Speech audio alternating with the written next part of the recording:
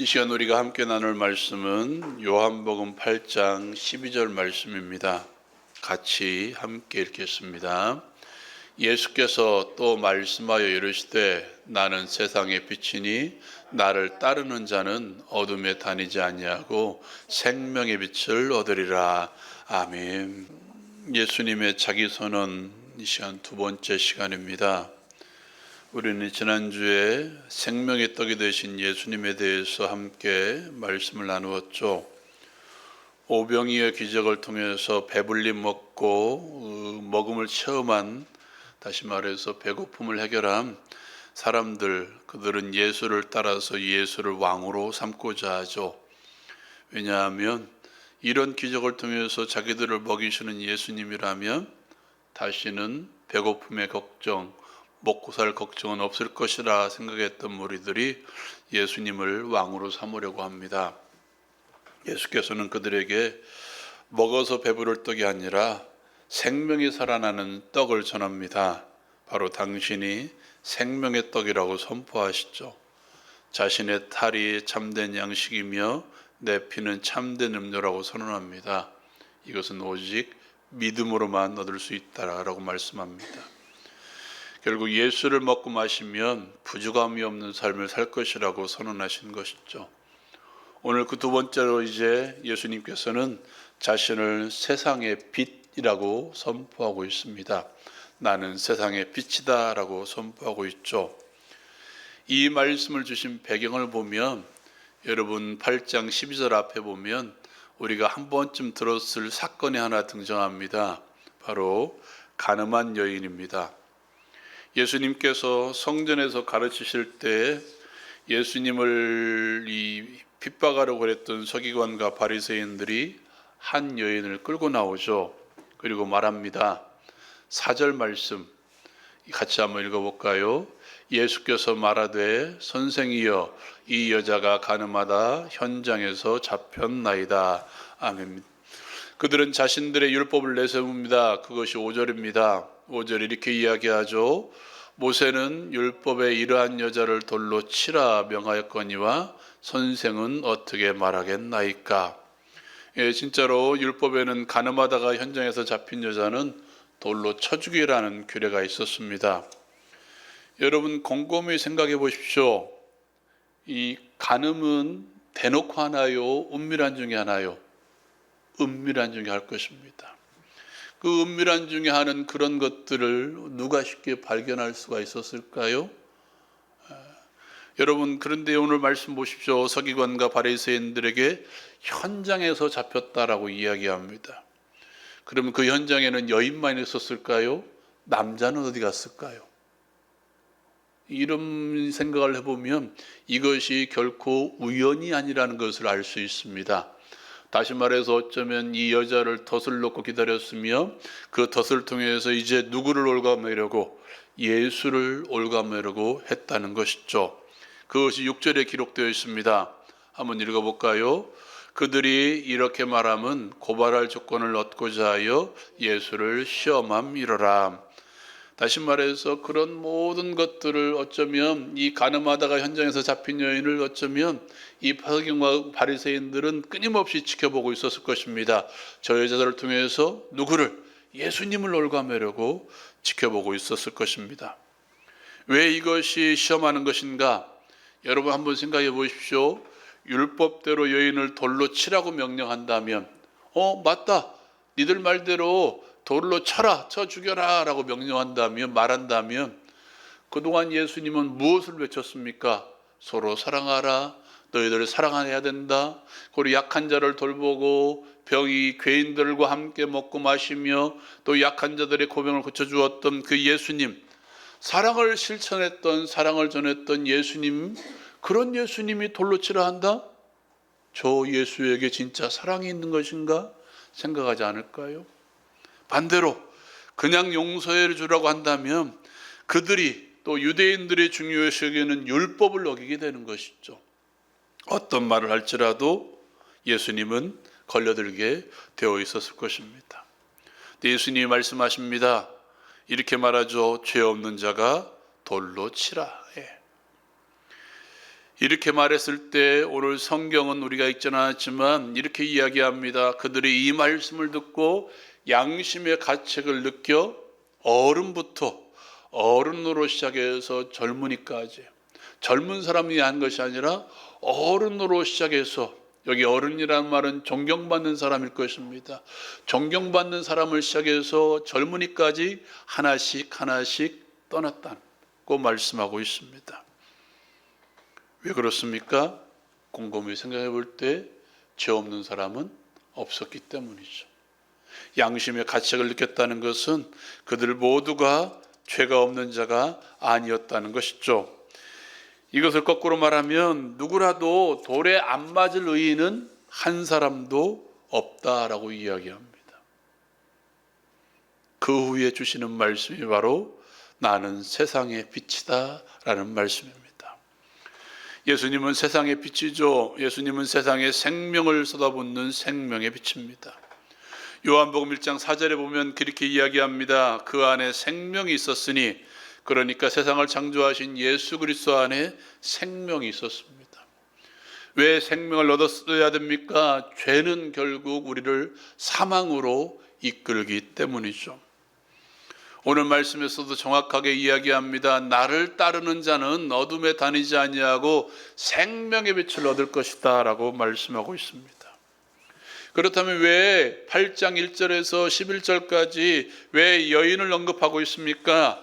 다시 말해서 어른으로 시작해서 젊이까지 하나씩 떠났던 그 이유는 이 죄로 말미암아 죄로부터 자유한 사람은 한 사람이라도 없다는 것이죠.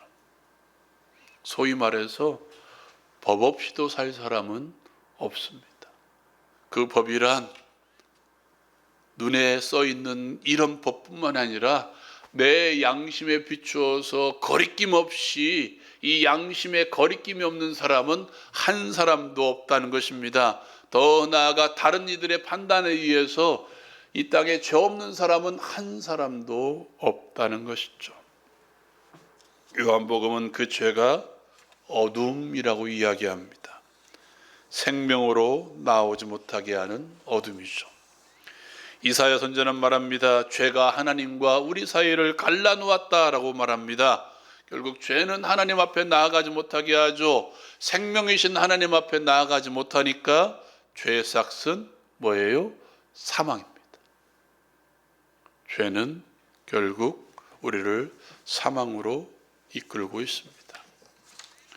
그렇다면 이런 사람도 있을 거예요. 그렇다면 예수 안에 있는 사람들, 예수 믿는 사람들은 죄를 짓지 않습니까?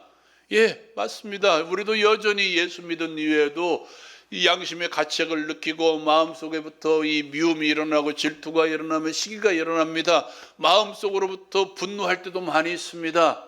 겉으로도 행동할 때도 많이 있죠. 그렇게 여전히 죄를 짓고 살아가지만 빛이신 예수 그리스도를 통해서 하나님 앞에 나아감으로써 우리를 정죄할 어떤 법도, 우리를 사망에 이르게 하는 어떤 법도 우리에게는 통하지 않는다는 것입니다. 그리스도 예수 안에 있는 생명의 법, 그리스도 예수 안에 있는 이 십자가의 법이 우리를 사망에서 생명으로 옮겼기 때문입니다. 우리는 여전히 생명 가운데 살아가는 사람들이라는 것입니다. 그러므로 우리는 세상을 비추는 생명의 빛이심을 믿고 이 생명으로 옮김받아야 됩니다. 예수는 세상의 빛이십니다. 그 세상은 바로 우리예요. 우리를 향한 세상의 빛이신 그 예수를 믿음으로 말미암아 우리는 어둠에서 떠날 수 있다는 믿음을 가지고 예수를 믿어야 된다는 것입니다. 또한 빛이신 예수께 끊임없이 나를 비춰봐야 됩니다. 빛이신 예수를 통하여서 끊임없이 나를 비춰봐야 됩니다. 나의 죄된 어두움이 드러날 것입니다. 끊임없이 죄로 나아가는 나가 보일 것입니다. 죄 가운데 휩싸여 있는 내가 보일 것입니다. 그때마다 주 앞에 죄를 자백하며 주의 거룩한 말씀의 빛으로 내 속사람을 채워야 됩니다. 나를 따르는 자는 어둠에 다니지 아니하고라는 이 말씀을 기억하십시오. 내가 정말 예수를 따른다면 나에게 있는 모든 죄된 어두움들을 버리며 살아가야 될 것입니다. 나에게 있는 모든 죄된 어둠 가운데 살아가는 것이 아니라 빛이신 예수를 바라보며 살아가는 것이죠. 또한 예수는 우리에게 있는 어둠을 몰아내는 빛입니다. 여러분 8장 이 말씀을 근거로 앞에 있는 이 가늠하다 잡힌 여인의 이야기가 있다면 9장에는 또 다른 사건이 하나 등장합니다. 그 사건은 어떤 사건이냐면 날 때부터 속용된 사람을 고쳐주는 장면이 기록되어 있습니다. 여러분 날 때부터 속용된 사람은 그 사람은 항상 어디 가운데 살아갔던 사람입니까? 빛이 아니라 어둠 가운데 깜깜한 가운데 살았던 사람이죠. 답답하고 암담하고 날 때부터 속용이 되었으니까 어떤 일을 하지 못하고 날마다 구걸했던 사람이었습니다. 그의 앞에 미래가 있었을까요? 그의 앞에 희망이 있었을까요? 그의 앞에는 어떤 찬란한 빛이 있었을까요? 항상 어둠이었고 항상 암담함이었고 답답함이었을 것입니다.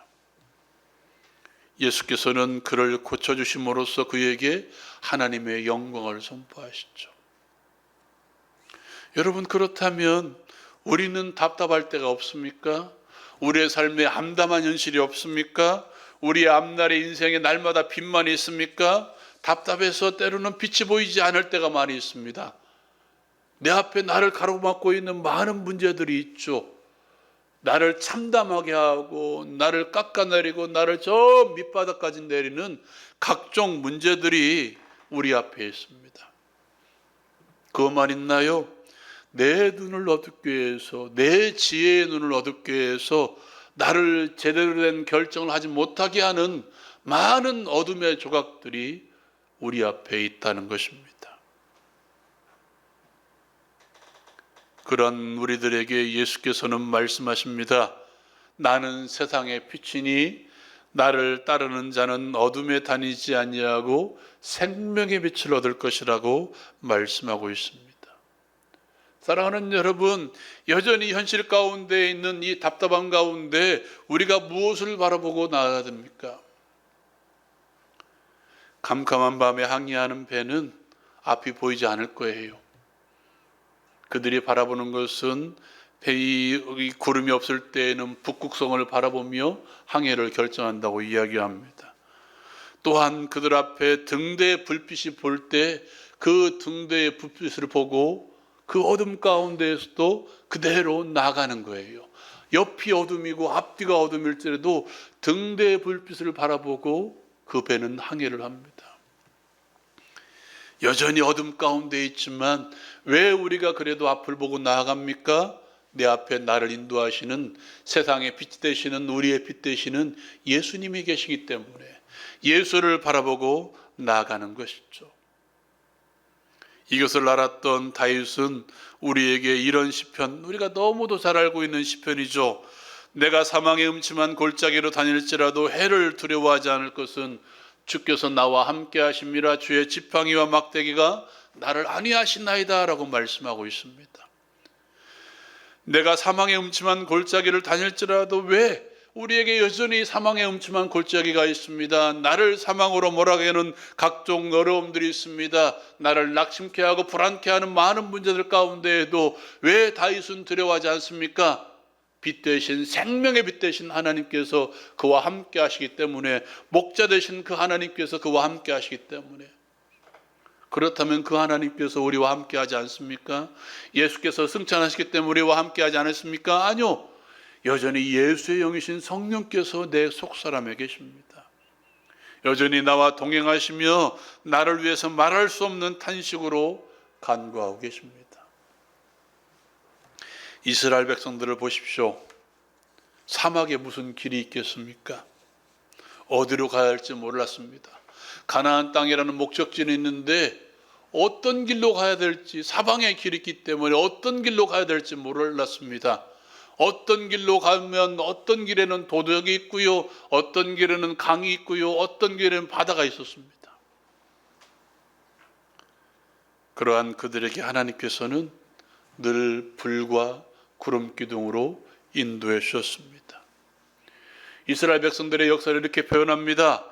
그 장막에서 불기둥이 일어나고 구름기둥이 일어나 움직일 때 그들을 따라서 일어나 항해했고, 그 불기둥과 구름기둥이 멈출 때 그들은 멈췄습니다. 그들을 인도하시는 하나님이 계셨다는 것입니다. 오늘날 우리에게는 예수께서 계십니다.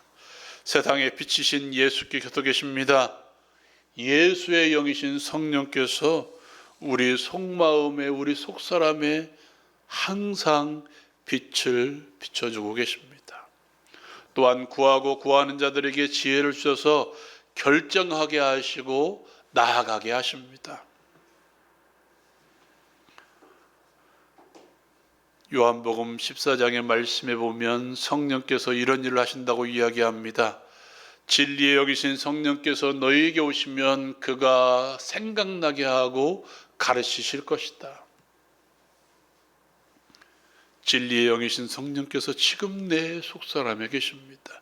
예수를 믿는 모든 이들의 속사람에 계셔서 나를 깨닫게 하시고 나를 가르쳐 주셔서 내 인생의 항해에 빛이 되어 주십니다.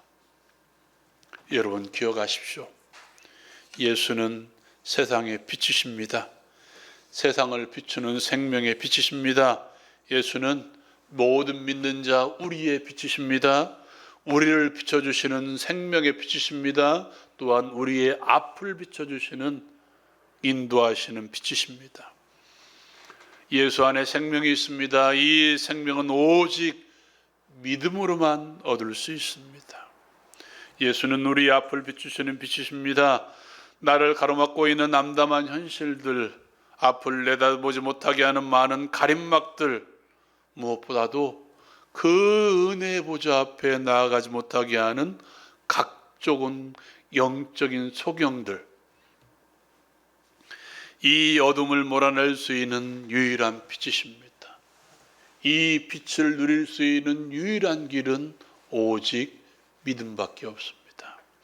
저 예수를 바라보면 내 문제를 해결받을 수 있다는 그 믿음밖에 없습니다. 이 암담한 현실을 깨트릴 수 있는 유일한 길은 예수 그리스도를 믿는 믿음밖에 없음을 기억하십시오. 그러므로 빛 대신 예수 그리스도를 바라보십시오. 빛 대신 예수를 향해 달려가십시오. 생명의 빛, 은혜의 빛, 영생의 빛을 누릴 것입니다. 그리고 빛인 신 예수의 발걸음을 따라 함께 걸어가십시오. 거기에 우리에게 주어지는 하나님의 찬란한 영광이 우리를 기다리고 있을 것입니다. 기도하겠습니다. 이 시간 우리 함께 기도합시다. 여러분, 예수는 세상의 빛이십니다. 여러분, 예수는 우리의 빛이십니다. 예수는 나 송거섭 위에 비치듯이 여러분의 빛이십니다.